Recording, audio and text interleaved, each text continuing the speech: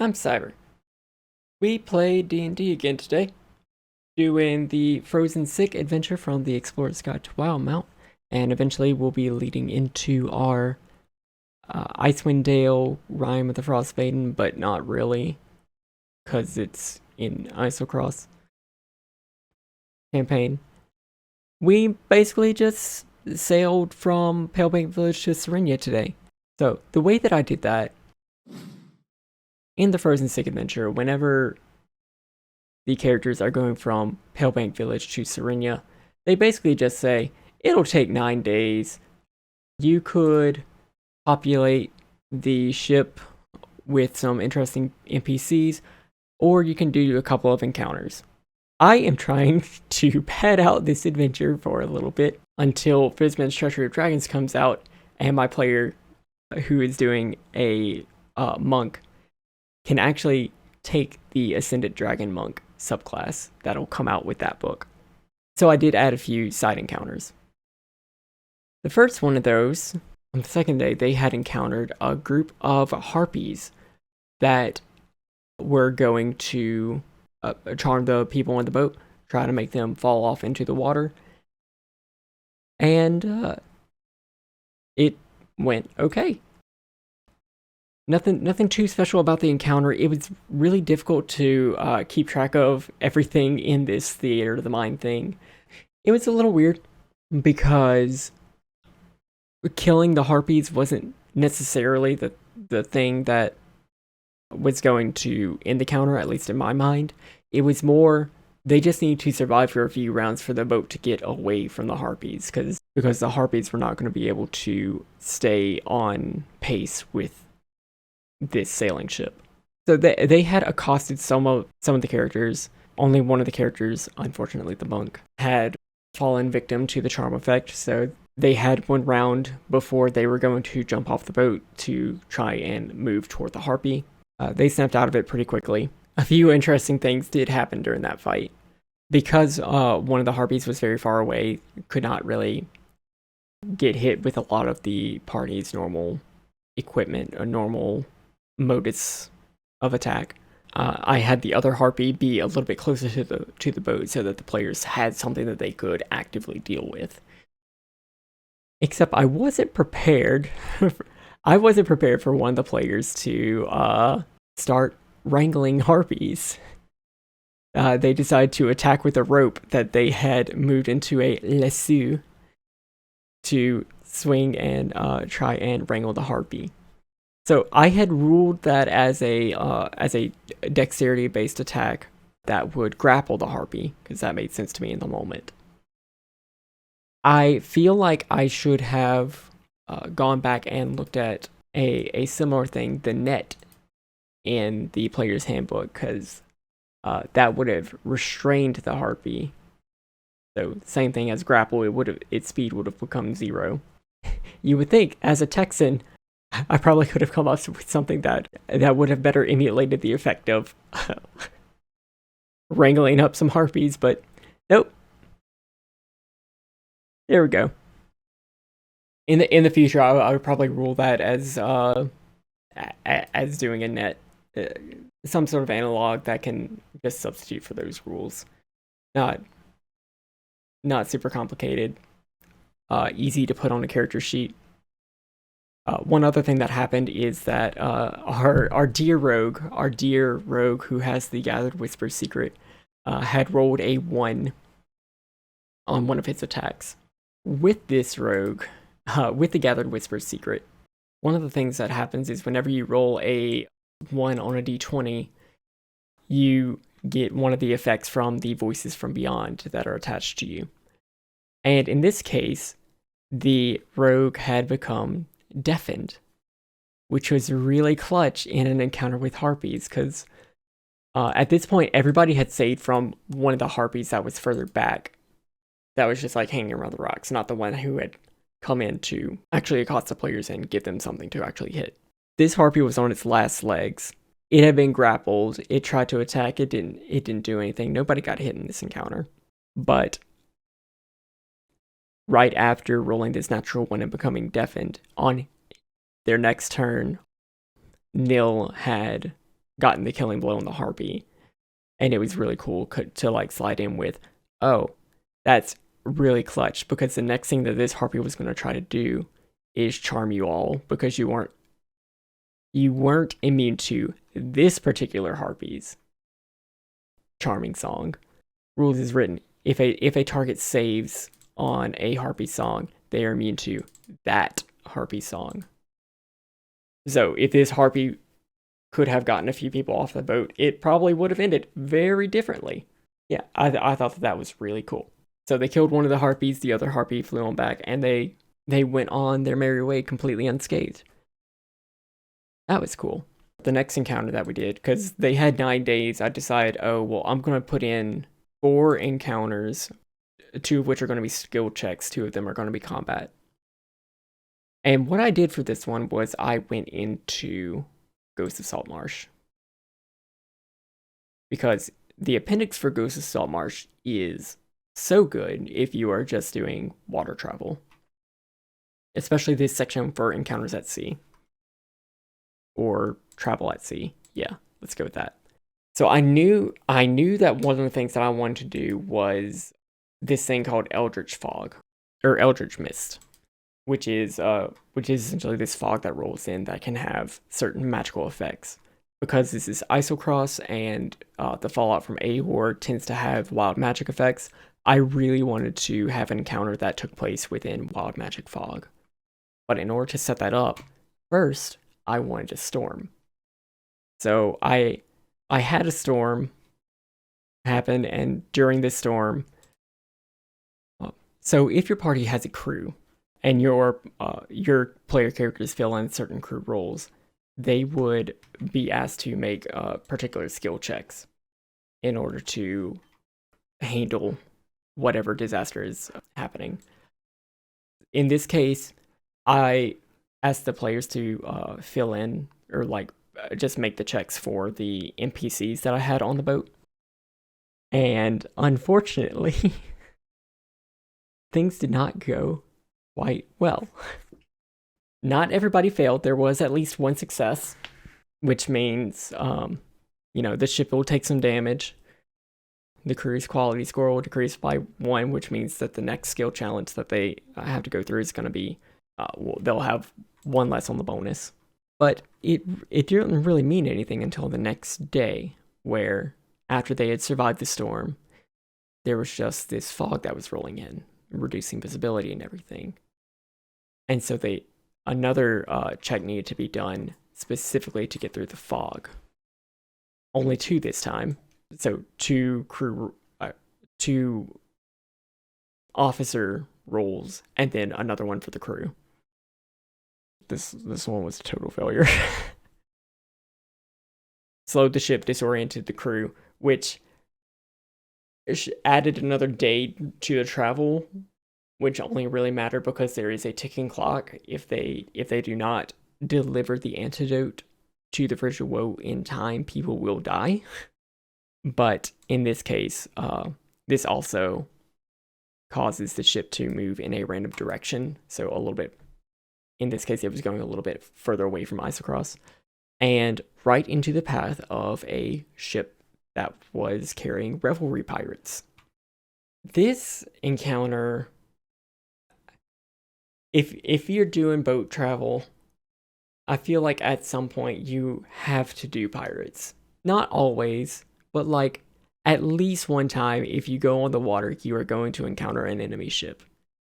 And in this case, the revelry pirates made the most sense because it also allowed me to see something else. But first, the encounter.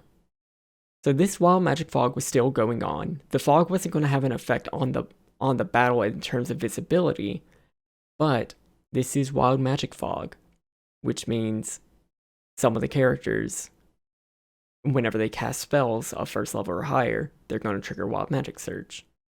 That wasn't really going to be much of an issue because only one of my player characters actually uses spells, Teague, the druid. But in Ghosts of Saltmarsh, they have a stat block for a pirate deck wizard and a pirate first mate.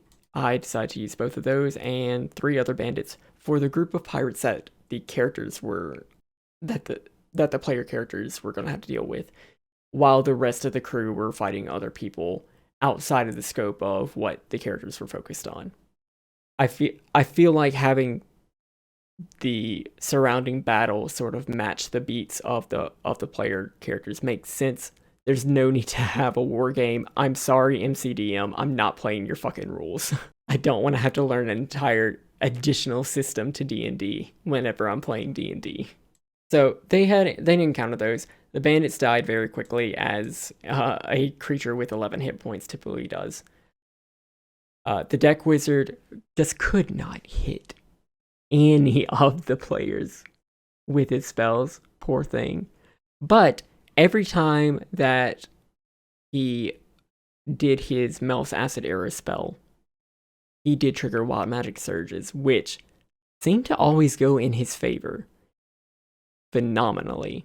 I don't remember what he did the first time, but on the second one, he had done like 8 damage to everybody around him, including his pirate friends, and then healed that same amount. So like, I think he did like 32 points of damage total to everybody else and healed up to max.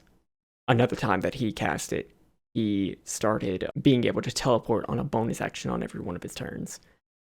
Somehow, the dice kept rolling in his favor, and it was great. Meanwhile, Teague, while they were trying to heal other people and causing wild magic to happen, I think one time they made it so that they couldn't get intoxicated by alcohol, and another time they summoned a Modron who couldn't talk to anybody because Modrons only speak Modron, and nobody spoke Modron. What was particularly nasty was the pirate first mate, because multi-attacks with a two-handed longsword are nasty, especially whenever the DM can't roll anything but 10s. So very quickly knock down the fighter, Darius, turn to the rogue, knock them down almost like the next turn. The fighter gets back up because T killed him, turns back around, knocks him down. It was nasty.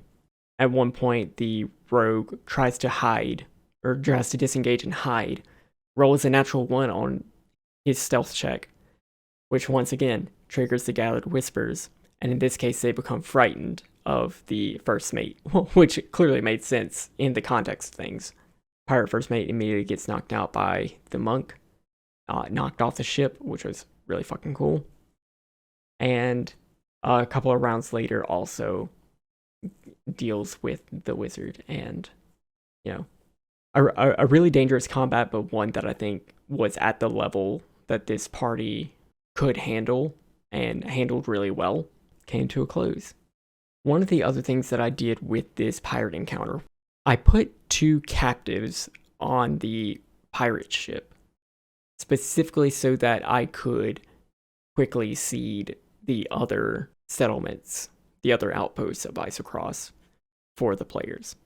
So Jacob Diedrich, the wizard apprentice, I had wrote it into the monk's background that he was supposed to meet the monk at Pellbank Village and have the funds to commission a ship to take them to Balin Post. Well, he never showed up. And the reason why is that he got captured by the Revelry Pirates. So, right now, he is with the party in Serenia and will be staying there until the party is just like, we should probably go to Balin Post and check in on whatever is going on over there. The other one, Orphan Lythelis, I have him in for the same reason, except he was supposed to be going to Vormus. I had him be captured on a merchant ship that was sailing in between the Kreen Dynasty and Vormus, actually on a merchant ship and the characters didn't ask the questions that would lead to this information, but one that had belonged to Darius' sister, who is very keen on confronting Darius, because she thinks that Darius purposely killed his brother. I'm sure it'll be fine. So yeah, so these two characters are just there. I don't think it's coming across very natural or anything. On multiple occasions, my players were just like, "Oh, so you're going to help us adventure, right?" And they were just like, "No, I I'm not equipped to do that." And I think that might be my fault in previous games because it is a well-established thing with my players that sometimes they will be handed a whole bunch of other NPCs that they will have to take control of. And so they will be moving across the surface of Avernus with a flame skull, a Hollyphant, a another elf bard, and a cat, and all their pets. And they'll just have other characters that they can control. And I didn't want that to happen right now. I'm sure it will happen later in the campaign, but I wasn't planning on that to happen now. I just have two characters who had just been captured and really just need a break. And so they'll be hanging around Serenia until just as like reminders that, hey, there are other settlements that we'll be able to visit and see what's going on there. Specifically because I know that in the actual adventure Icewind Dale, Rime of the Frost Maiden, they set up the 10 towns of Icewind Dale as like, oh, you're going to go to these settlements and get all the quests there and start to help out all these settlements before some disaster comes that's going to threaten them all. And I want to do something very similar to that, but it's a little bit harder because the settlements of Eiselcross are so fucking far from each other. So hopefully this is a nice like basis for, oh, once you do enough things in Serenia, we should probably go to other places. So the characters made it to Serenia. They went to go talk to their contact there, the buyer, who's going to be able to send their stuff back. The buyer is set up as the person who will buy the Aeorian artifacts that the characters uncover whenever they delve into one of those ruins, and will pay them for it. But I also want to add another layer to that. Right now in the book, Serenia is just a camp. There are a few people there in yurts, but besides just being a little home base for the explorers to go out, go exploring, get some, go tomb raiding, bring their stuff back and sell them, there's really not a lot there. You can't even really like buy and sell stuff. So I had the buyer mention that the more stuff that they sell to the buyer, the more they can convince the people of Uthadern to invest in Serenia. Maybe like set up an inn, or like send more people over, maybe develop it a little bit because they're going to be more profitable that way. I don't have anything set in stone right now, but that's going to be my way of just being like, oh, well, this settlement will upgrade a little bit. Further down the line, hey, maybe there'll be an inn where people can go get drinks and they'll be a lot happier. Maybe eventually, like, somebody will actually set up a shop to just like trade general goods, and maybe even before they get to the buyer, they just have Aeorian equipment that can be sold between that can be sold to other explorers who might need a little bit of extra ammunition. This is also going to be a great way for me to bring in people from the characters' heroic chronicles in the future. I might have some fun little things planned for that. But that's pretty much where we left it off. Next time they are going to talk with Orvo Mustave, the companion of the unfortunate explorer who had first succumbed to the Frigid Woe. And they will travel to the place where they had gotten these files, the Aeorian ruin of Salzwald, where this disease was created. Once again, the adventure pretty much just says, hey, add in some random encounters. And so I had gone between the Wildmount book to see the random encounters in Eiselcross. and the Icewind Dale book to come up or to see what sort of encounters they had there. Added a few of them. I think I'd just have them encountering like a group of wild folk scouts who are hunting a saber-toothed tiger. They'll come across a blizzard, and that'll give me a chance to like familiarize myself with the blizzard rules, the extreme weather stuff. Where they'll encounter a group of seals who aren't really going to attack them. They'll just like be around. And I think that's all I have planned. I don't want to like bog them down with too many encounters on the way there.